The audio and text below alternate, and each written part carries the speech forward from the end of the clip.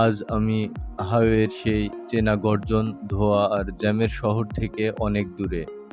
আজ আমার বাইকের চাকা ছুঁয়ে যাচ্ছে অন্য এক জগৎকে। আজ আমরা ঘুরে বেড়াবো বাংলার কোনো এক সবুজ গ্রামের আঁকাবাঁকা মেঠো পথে। শহরের হাইওয়ে আমাদের গতি দেয় সত্যি, কিন্তু গ্রামের এই শান্ত রাস্তাগুলো আমাদের যা দেয় তার নাম শান্তি। কল্পনা করুন তো, সকালে কাঁচা রোদ মাত্র উঠতে শুরু করেছে। চারপাশের গাছপালা থেকে কুয়াশার ফোঁটাগুলো টুপ টুপ করে ঝরে পড়ছে। আমি আর আমার বাইকের গতি একদম কমিয়ে রেখেছি। হয়তো ঘন্টায় মাত্র ২০ বা ৩০ কিলোমিটার। তাড়াহুড়ো করার তো কোনো তাড়া নেই আজ এখানে। দুই পাশে মাইলের পর মাইল সবুজ ধানের ক্ষেত, বাতাসে সেই কিচিরমিচির ধানের পাতাগুলো দুলছে। আর সবচেয়ে সুন্দর জিনিসটা কি জানেন? বাতাস। শহরের ধুলাবালির বাতাস নয়, একদম খাঁটি তাজা মাটির সুবাস মাখানো বাতাস, যা সরাসরি বুকে ধাক্কা দেয়। তাই আজকে হেলমেট ছাড়াই বের হয়েছি। গ্রামের রাস্তায় বাইক চালানোর সবচেয়ে বড় সৌন্দর্য হলো এর জীবনযাত্রা। একটু সামনে যেতেই দেখলাম হাঁস প্যাক প্যাক করে রাস্তা পার হচ্ছে। আমি বাইকটা থামিয়ে একটু হাসলাম। ওরাও ওদের মতো পার হয়ে গেল। কোনো হর্ন দেওয়ার তাড়া নেই। কেউ কারোর উপর রেগে যাচ্ছে না। আরেকটু এগুতেই দেখা গেল মাঠের দিকে যাওয়া এক কৃষকের সাথে। মাথায় মাথাল, কাঁধে লাঙল।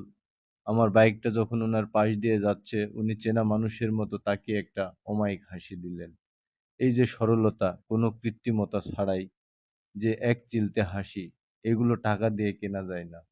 শহরের যান্ত্রিক জীবনে আমার এই ছোট ছোট আনন্দগুলো হারিয়ে ফেলেছি, যা গ্রামের এই মেঠো পথে আমাদের মনে করিয়ে দেয়। চলতে চলতে রাস্তার মোড়ে একটা বিশাল পুরনো বটগাছ চোখে পড়ল। বাইকটা স্ট্যান্ড নামিয়ে একটু বসলাম এর নিচে। পাশেই ছোট্ট একটা টং দোকান, যেখানে মাটির চুলোয় চা তৈরি হচ্ছে। বাইকটাকে পাশে দাঁড় করিয়ে রেখে মাটির ভাঁড়ে এক কাপ গরম চা নিয়ে বসা, এই অনুভূতিগুলো তুলনা হয় না। বাইকের ইঞ্জিনের ঠিক শব্দটি ধীরে ধীরে শান্ত হচ্ছে, আর আমি তাকিয়ে আছি দূরে দিগন্তের দিকে।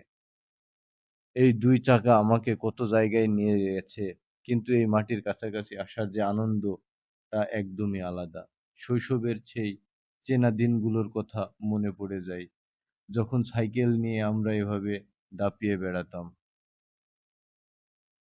সূর্যটা যখন মাথার উপর উঠছে, রোদের তেজ বাড়ছে। এবার হয়তো চাবিটা ঘুরিয়ে আবার শহরের দিকে রওনা দিতে হবে।